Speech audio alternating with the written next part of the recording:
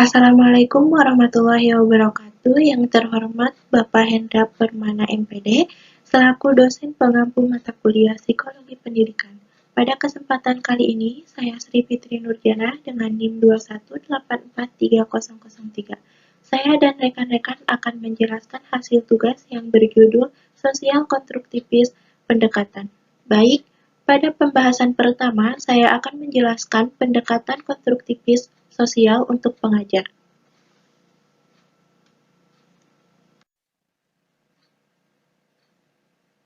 Dalam garis besarnya, yang ke-1, pendekatan konstruktivis sosial untuk pengajar. Yang kedua, guru dan rekan sebagai kontributor bersama untuk pembelajaran siswa. Yang ketiga, penataan pekerjaan kelompok kecil. Yang keempat, program konstruktivis sosial. Yang ke-1, pendekatan konstruktivis sosial terhadap pengajaran. Pendekatan konstruktivis sosial melibatkan sejumlah inovasi dalam pembelajaran di kelas. Sebelum kita mempelajari inovasi, mari kita konsolidasikan pengetahuan kita tentang berbagai perspektif konstruktivis dan di mana kerangka kerja konstruktivis secara keseluruhan. Konstruktivisme sosial dalam konteks konstruktivis yang lebih luas, konstruktivisme adalah menekankan bagaimana individu secara aktif membangun pengetahuan dan penanaman pendekatan pemrosesan informasi untuk pembelajaran, yang mencukupi beberapa ide tentang bagaimana anak secara individu menggunakan keterampilan memproses informasi untuk berpikir dengan cara konstruktivis. Secara umum, pendekatan konstruktivis sosial menekankan konteks sosial pembelajaran dan gagasan bahwa pengetahuan saling dibangun dan dibangun. Keterlibatan dengan orang lain menciptakan peluang bagi siswa untuk mengevaluasi dan menyempurnakan mereka saat mereka terpapar pemikiran orang lain dan sangat mereka berpartisipasi dalam menciptakan pemahaman bersama. Teori konstruktivis sosial Vygotsky sangat relevan. Sosial Vygotsky adalah anak sosial yang tertanam dalam konteks sosiohistoris. Piaget ke Vygotsky, pergeseran konseptual adalah dari individu ke kolaborasi, interaksi sosial, dan aktivitas sosial budaya. Dalam pendekatan konstruktivis kognitif Piaget, siswa membangun pengetahuan dengan mengubah, mengatur, dan mengatur kembali pengetahuan dan informasi sebelumnya. Isi pengetahuan ini dipengaruhi oleh budaya di mana siswa tinggal yang meliputi bahasa, kepercayaan, dan keterampilan. Piaget juga menekankan bahwa guru harus memberikan dukungan kepada siswa untuk mengeksplorasi dan mengembangkan pemahaman. Guru juga berfungsi sebagai fasilitator dan pemandu, bukan sebagai pengarah dan pembentuk pembelajaran anak-anak. Perhatikan bahwa kita berbicara tentang penekanan daripada perbedaan yang jelas. Seringkali tidak ada perbedaan yang jelas antara konstruktivis sosial dan pendekatan konstruktivis lainnya. Misalnya, ketika guru menjadi pemandu siswa dalam menemukan pengetahuan dan konstruksi dimensi sosial. Nah, pentingnya juga budaya dalam pembelajaran, misalnya budaya dapat menentukan keterampilan apa yang penting atau seperti keterampilan komputer, keterampilan komunikasi, keterampilan kerja tim. Anak-anak dengan latar belakang sekolah kolaboratif yang sering membangun ide-ide pasangan dengan cara kolaboratif daripada anak-anak sosial tradisional sebagai besar menggunakan bentuk bimbingan berkuis. Berdasarkan pengajuan pertanyaan, meningkatkan upaya dengan dilakukan untuk menghubungkan pembelajaran kolaboratif dan teknologi di kelas. Misalnya, 1 kolaborasi yang didukung komputer. 2. Guru dan rekan sebagai kontributor bersama untuk pembelajaran siswa. Pendekatan konstruktivis sosial menekankan bahwa guru dan teman sebaya dapat berkontribusi pada pembelajaran siswa. Ada 4 alat untuk mewujudkannya adalah 1. Perancah, 2. Pelatih kognitif, 3. Bimbingan belajar, dan yang terakhir, pembelajaran kooperatif. 1. Perancah. Perancah adalah teknik pengubah tingkat dukungan selama sesi pengajaran. Orang yang lebih terampil atau ahli yaitu guru atau teman sebaya yang lebih pandai menyesuaikan jumlah bimbingannya dengan kinerja murid. Setelah kompetensi siswa meningkat, bimbingan dikurangi. Perancah dalam pembelajaran digunakan untuk membangun jembatan. Perancah memberikan dukungan bila diperlukan.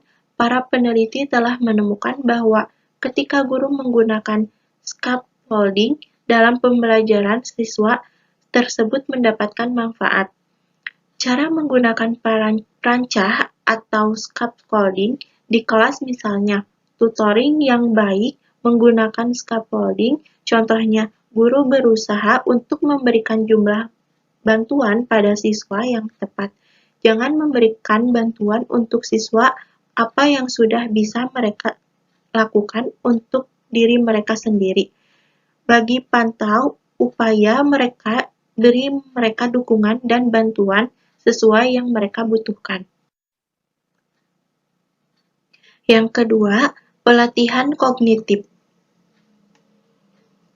Menekankan bahwa alat pendidikan adalah magang kognitif, teknik di mana seorang ahli memperluas dan mendukung pemahaman semula dan penggunaan keterampilan budaya. Syarat magang menggarisbawahi pentingnya pembelajaran aktif dan menyoroti sifat pembelajaran yang terletak dalam magang kognitif. Guru sering membuat model strategi untuk siswa, kemudian guru atau teman sebaya yang lebih terampil mendukung upaya siswa dalam mengerjakan tugas. Akhirnya, mereka mendorong siswa untuk melanjutkan pekerjaan mereka secara mandiri. Untuk mengilustrasikan pentingnya magang kognitif dalam pembelajaran, Rogoff menggambarkan pengalaman yang kontraks dari latar belakang berpenghasilan menengah dan miskin.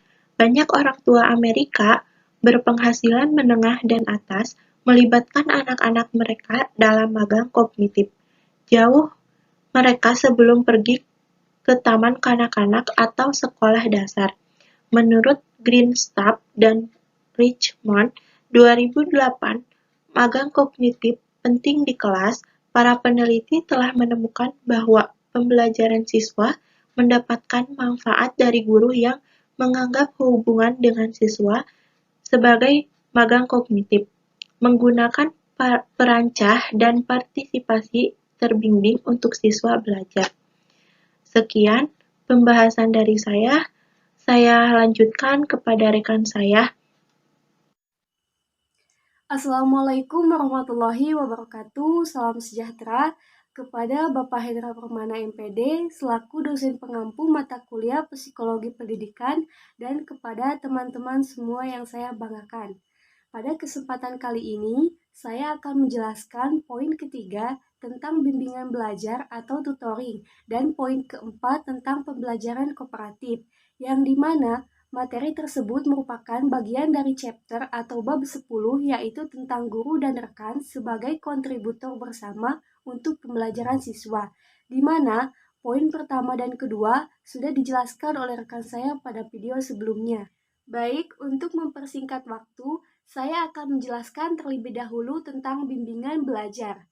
Bimbingan belajar menurut Karsenti tahun 2010, Slepin dan Others tahun 2009 dapat diartikan bahwa pada dasarnya bimbingan belajar itu merupakan magang kognitif antara seorang ahli dan pemula di mana bimbingan belajar terjadi antara orang dewasa dengan anak atau antara anak yang lebih pandai dengan anak yang kurang pandai. Bimbingan belajar dapat dilakukan melalui pertama, pembantu kelas, relawan, dan mentor. Seperti contohnya ketika siswa membutuhkan lebih banyak bantuan dalam memenuhi pembelajaran di luar kelas, maka di sini yang berperan adalah seorang mentor, seperti contohnya dalam pembelajaran les. Selanjutnya, yang kedua yaitu tutor sesama siswa. Di sini maksudnya bimbingan belajar bisa dilakukan oleh siswa yang lebih pandai untuk membimbing kepada siswa yang kurang pandai. Di sini, guru berperan hanya membimbing dan memantau pembelajaran siswa saat bergerak di kelas. Kemudian, yang ketiga itu adalah bimbingan sejawat online, di mana bimbingan sejawat online ini biasanya dimulai dengan guru melibatkan siswa dalam les online. Adapun program belajar yang menggunakan bimbingan online diantaranya adalah sebagai berikut. Pertama, Success for All atau SFA adalah kurikulum reformasi sekolah komprehensif berbasis standar untuk anak usia dini hingga sekolah menengah.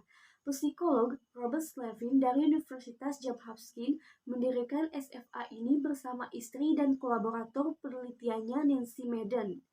Kemudian yang kedua, menurut Sandrock tahun 2002, strategi pembelajaran berbentuk teman PALS atau Pre-Assisted Learning Strategies diciptakan oleh John F. Kennedy Center dan Departemen Pendidikan Khusus di Peabody College di Vanderbilt University. PALS dapat menjadi salah satu strategi pendidikan yang efisien, di mana siswa dapat terlibat secara aktif dalam proses pembelajaran dengan metode rekan sebayanya. Fundamental seperti membaca, menulis, dan berhitung telah dikuasai. Kemudian yang ketiga ada program Prodiot, dimulai pada tahun 1984 dan terus berkembang hingga saat ini. Program Prodiot masih merupakan program tutor sebaya yang efektif. Harapannya adalah agar siswa memiliki pengalaman bimbingan belajar akan meningkat. Tidak hanya prestasi siswa yang dibimbing, tetapi juga prestasi tutornya pun dibimbing. Kemudian berikut adalah saran tentang cara terbaik menggunakan tutor sebaya yang dikemukakan oleh Gedlight dan Hurst tahun 1989 dan Janskin tahun 1987. Pertama, luangkan waktu untuk melatih tutor. Agar tutor sebaya berhasil, kita harus meluangkan waktu untuk melatih tutor. Diskusikan tutor sebaya yang kompeten. Kemudian, instruksikan cara kerja yang terorganisir dan undang mereka untuk mengajukan pertanyaan. Kemudian yang kedua, gunakan les lintas usia daripada les dengan usia yang sama. Artinya, dalam hal ini, siswa sering memandang siswa yang lebih tua sebagai panutannya. Kemudian yang ketiga, biarkan siswa berpartisipasi dalam peran tutor atau tut. Hal ini membantu siswa belajar bahwa mereka dapat membantu dan dibantu. Kemudian yang keempat, jangan biarkan tutor memberikan tes kepada tut, karena hal ini dapat merusak kerjasama antar siswa. Yang kelima, jangan terlalu sering menggunakan tutor sebaya. Pastikan bahwa para siswa ini mendapatkan banyak kesempatan untuk berpartisipasi dalam tugas-tugas intelektual dan menantang. Yang keenam, biarkan orang tua tahu bahwa anak mereka akan terlibat dalam bimbingan sebaya. Jelaskan kepada mereka keuntungan dari strategi pembelajaran ini dan undang mereka untuk mengunjungi kelas supaya mereka mengamati bagaimana tutor sebaya bekerja. Dan yang terakhir, pastikan situasi tutor sebaya dengan cermat. Periksa secara teratur untuk memastikan siswa dapat membuat kemajuan. Kita juga harus memantau aspek sosial dari tutor sebaya untuk memastikan bahwa tutor dan tut bergaul dan bekerja sama dengan baik. Selanjutnya, poin keempat adalah pembelajaran kooperatif. Pembelajaran kooperatif adalah pembelajaran yang dilaksanakan kelompok, baik dalam kelompok kecil maupun kelompok besar, dengan tujuan untuk saling kerjasama antara siswa dalam proses belajar. Menurut peneliti, pembelajaran kooperatif ini merupakan strategi untuk meningkatkan prestasi, terutama ketika dua kondisi terpenuhi seperti yang pertama, yaitu hadiah grup yang dihasilkan. Kemudian yang kedua, yaitu individu memiliki rasa tanggung jawab. Ada beberapa peningkatan dalam pembelajaran kooperatif, di antaranya pertama, motivasi, yang dimana motivasi ini dapat meningkatkan kemampuan siswa dalam belajar. Yang kedua, yaitu saling ketergantungan dan mengajar teman sebaya. Maksudnya, dengan belajar secara kooperatif, maka akan menimbulkan saling ketergantungan dan saling membantu antara teman sebaya. Kemudian, yang ketiga, jenis tugas di mana pembelajaran kooperatif bekerja terbaik. Jadi, maksudnya dengan belajar kooperatif, maka dapat menghasilkan hasil-hasil yang lebih baik dengan tugas yang lebih kompleks. Selanjutnya, yang keempat, yaitu meningkatkan pendekatan kooperatif, contohnya seperti STAD, ruang kelas jigsaw, belajar bersama, investigasi, kelompok, dan skrip kooperatif. Dan yang terakhir adalah menciptakan komunitas koperasi seperti contohnya komunitas sekolah. Dalam komunitas sekolah ini terdiri dari fakultas, staf, siswa, orang tua, dan orang-orang di lingkungan sekitar. Kemudian, di dalam pendekatan pembelajaran kooperatif terdapat 5 poin. Yang pertama, STAD, maksudnya di mana dalam penugasan tim berlatih mengerjakan masalah bersama-sama, tetapi para anggotanya mengerjakan kuis secara individual. Yang kedua adalah kelas jigsaw, di mana pendekatan pembelajaran kooperatif tim beranggotakan 6 orang mengerjakan materi yang telah dipecahkan menjadi beberapa bagian. Jadi, setiap anggota tim bertanggung jawab atas bagian-bagiannya. Contohnya, jika di dalam suatu kelompok terdapat 6 orang dan satu anggota memiliki tugas, misalnya tugas nomor 1 sampai nomor 6. Nah, anggota yang kebagian nomor 1 ini bergabung dengan anggota kelompok lain yang kebagian nomor 1 juga. Kemudian, setelah tugas itu selesai dikerjakan, anggota tersebut kembali lagi kepada kelompok sebelumnya. Yang ketiga adalah belajar bersama. Dalam pendekatan ini memiliki 4 komponen, yaitu interaksi tatap muka, saling ketergantungan positif, akuntabilitas individu, dan pengembangan keterampilan. Dalam belajar bersama ini, lebih menekankan pada perkembangan sosio-emosional dan interaksi kelompok, yang dimana siswa bekerja dalam 4 atau 5 anggota kelompok heterogen pada tugas-tugas dengan penekanan pada diskusi dan pembangunan tim. Kemudian yang keempat yaitu investigasi kelompok yang dikembangkan oleh Shlomo Saran tahun 1990 sampai 1992. Pendekatan ini melibatkan kombinasi pembelajaran mandiri dan kerja kelompok dalam kelompok yang beranggotakan 2 hingga 6 orang, serta penghargaan kelompok untuk pencapaian individu. Yang terakhir yaitu skrip kooperatif yang dikemukakan oleh Dan Serau pada tahun 1988, MC Donald dan lain-lain pada tahun 1985, mengemukakan bahwa skrip kooperatif ini siswa bekerja dalam pasangan timbal balik, bergiliran meringkas informasi dan mempresentasikannya secara lisan satu sama lain.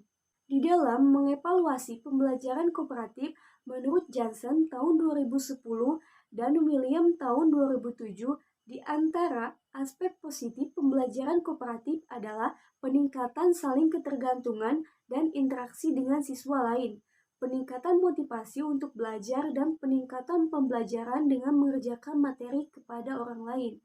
Namun, di dalam pembelajaran kooperatif terdapat kekurangan-kekurangan, di antaranya adalah sebagai berikut, yaitu pertama, bahwa beberapa siswa lebih suka bekerja sendiri. Kemudian yang kedua, siswa berprestasi rendah dapat memperlambat kemajuan siswa berprestasi tinggi. Ketiga, beberapa siswa dapat melakukan sebagian besar atau semua pekerjaan kognitif, sementara yang lain melakukan sedikit. Ini juga disebut dengan kemalasan sosial. Kemudian yang keempat, beberapa siswa menjadi terganggu dari tugas sekolah karena mereka menikmati bersosialisasi dan banyak siswa tidak memiliki keterampilan yang dibutuhkan untuk berkolaborasi secara efektif dengan orang lain. Kemudian yang terakhir, menurut Blumenfeld, Kempler, dan Krajcik tahun 2006 terlibat dalam diskusi yang produktif dan menjelaskan ide-ide mereka atau mengevaluasi ide-ide orang lain secara efektif. Nah, dalam hal ini, Guru yang menerapkan pembelajaran kooperatif di kelas perlu memperhatikan kekurangan ini dan untuk mengurangi kegiatan pembelajaran secara kooperatif. Baik, di sini saya akan melanjutkan materi dari teman saya sebelumnya. Saya akan membahas pada bagian ketiga, yaitu penyusunan pekerjaan kelompok kecil. Di sini, saya akan membahas 3 bagian, yaitu cara membuat grup, dan kedua, keterampilan membangun tim, dan yang ketiga, penataan interaksi kelompok kecil. Ketika Anda menyusun pekerjaan siswa dalam kelompok kecil, Anda harus membuat keputusan tentang bagaimana menyusun kelompok, keterampilan tim, dan menyusun interaksi kelompok. Menurut Bennett dan LeCaca 2010, Crocs dan LeCaca 2010. Penyusunan grup.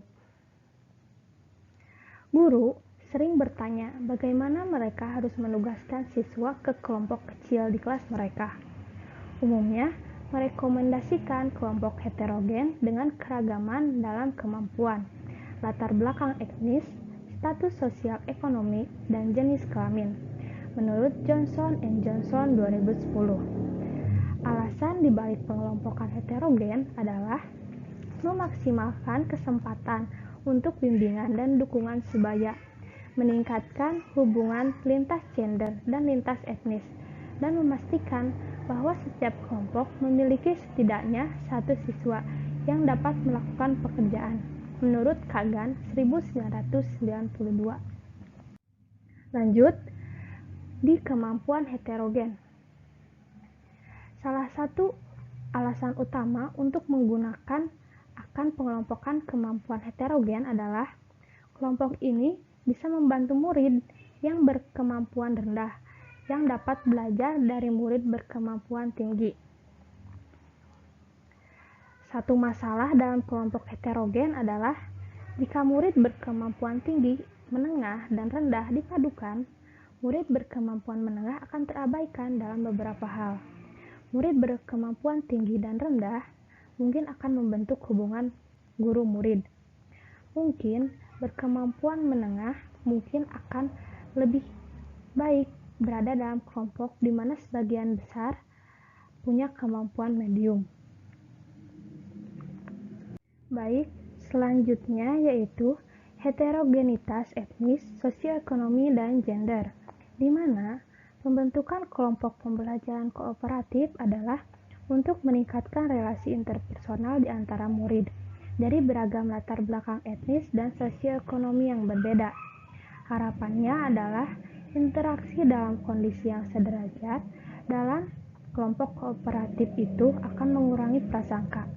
Tetapi, meminta murid berinteraksi berdasarkan status yang setara lebih sulit ketimbang yang diperkirakan.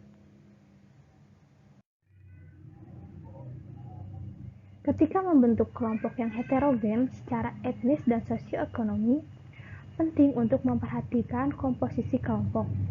Bisa memvariasikan karakteristik sosial yang berbeda, etnis, sosioekonomi, sosial, status, dan gender secara bersamaan, seperti mengelompokkan wanita Afrika Amerika dari keluarga kelas menengah, pria kulit putih dari keluarga miskin, dan sebagainya. Dengan cara ini, misalnya pria kulit putih tak semuanya berasal dari keluarga berpendapatan tinggi dan tidak membentuk kelompok yang hanya mengandung satu murid minoritas. Dengan cara ini, murid minoritas tidak akan menjadi pusat perhatian tunggal. Dalam kelompok campuran gender, pria cenderung lebih aktif dan dominan menurut Van Nen 1990. Jadi, ketika mencampurkan pria dan wanita, tugas penting bagi guru dalam hal ini adalah mendorong murid wanita untuk bicara dan mendorong anak lelaki agar mau memberi kesempatan pada murid wanita untuk mengekspresikan opininya dan memberi kontribusi pada kelompok. Strategi umumnya adalah membagi pria dan wanita dalam jumlah yang sama. Dalam kelompok 5 atau 6 anak yang hanya punya anggota wanita, anak lelaki akan mengabaikan wanita itu, menurut Webb 1984. Keterampilan membangun tim. Pembelajaran kooperatif yang baik di kelas membutuhkan waktu untuk membangun keahlian tim. Ini melibatkan pemikiran tentang cara memulai pembangunan sejak awal tahun ajaran baru, membangun murid menjadi pendengar yang lebih baik, memberi latihan pada murid dalam memberi kontribusi pada produk tim, meminta murid mendiskusikan manfaat dari pemimpin tim, dan bekerja dengan pemimpin tim untuk membantu mereka menghadapi situasi masalah. Lalu menyusun interaksi kelompok. Satu cara murid bekerja dalam kelompok kecil adalah memberi yang berbeda pada setiap murid. Misalnya, perhatikan peran-peran yang dilakukan murid dalam satu kelompok menurut Kagan 1992. Yang pertama, pendorong, yaitu motivator dan menyemangati murid. Yang kedua, pemuji, di mana kita menunjukkan apresiasi terhadap kerja murid. Lalu adanya penjaga untuk partisipasi murid dalam kelompok. Lalu pelatih, yaitu untuk membantu dalam pelajaran. Pengecek, memastikan kelompok memahami materi. Penguasaan tugas, di mana menjaga kelompok tetap perhatian pada tugas, tidak mengabaikannya. Lalu pencatat, akan menuliskan ide dan keputusan. Lalu pemikir, memikirkan dan mengevaluasi kemajuan kelompok. Kapten tenang, yaitu untuk memonitor tingkat kebisingan kelompok. Dan yang terakhir, monitor material, mendapatkan dan mengembalikan. Cara lain menspesialisasikan peran adalah menetapkan beberapa murid sebagai peringkas dan yang lainnya sebagai pendengar. Para peneliti menemukan bahwa kegiatan meringkas akan lebih bermanfaat ketimbang mendengar. Jadi, peran ini akan dipakai. Semua anggota harus diberi kesempatan untuk menjadi peringkas, menurut Dan Sereau 1988. Baik, terima kasih kepada rekan saya yang telah membacakan materi yang sebelumnya. Di sini saya akan melanjutkan materi yang selanjutnya, yaitu tentang program komunitas pembelajaran. Program komunitas pembelajaran yang berfokus pada pengembangan literasi dan biologi, seperti yang saat ini ditetapkan, itu diatur di sekolah dasar dalam kota dan sesuai untuk anak-anak berusia 6 hingga 12 tahun. Dalam FCL, pertanyaan-pertanyaan dan kritik adalah norma daripada pengecualian. Banyak kegiatan kelas terjadi dalam kelompok-kelompok kecil di mana siswa berbicara, mencoba meyakinkan dan menentang satu sama lain. Program FCL menekankan 3 strategi yang mendorong refleksi dan diskusi. 1. Penggunaan orang dewasa sebagai panutan. 2. Anak-anak mengajar anak-anak. Dan 3. Konsultasi komputer online. Selanjutnya, orang dewasa sebagai model para ahli, tamu, dan guru kelas memperkenalkan ide-ide besar dan prinsip-prinsip sulit di awal unit. Orang dewasa mendemonstrasikan cara berpikir dan refleksi diri dalam proses mengidentifikasi topik dalam area umum penyelidikan atau penalaran dengan informasi yang diberikan. Misalnya, 1. Bidang penyelidikan biologis yang digunakan dalam program FCL adalah mengubah populasi. Pakar atau guru dari luar memperkenalkan topik ini dan meminta siswa untuk membuat pertanyaan sebanyak mungkin tentang topik ini. Selanjutnya, anak-anak mengajar anak-anak. Brown 1997 mengatakan bahwa anak-anak dan juga orang dewasa memperkaya pengalaman belajar di kelas dengan menyumbangkan keahlian khusus mereka. Pengajaran lintas usia, di mana siswa yang lebih tua mengajar siswa yang lebih muda. Hal ini terjadi pada tatap muka dan melalui email. Siswa lebih tua sering menjadi pemimpin diskusi. Pengajaran lintas usia memberi siswa kesempatan berharga untuk berbicara tentang pembelajaran, memberi siswa tanggung jawab dan tujuan, dan mendorong kolaborasi di antara teman sebaya, membina komunitas pembelajaran. FCL sebuah program konstruktif sosial yang berfokus pada pengembangan literasi dan biologi. FCL mendorong refleksi dan diskusi melalui penggunaan orang-orang dewasa sebagai panutan, anak-anak mengajar anak-anak, dan konsultasi komputer online.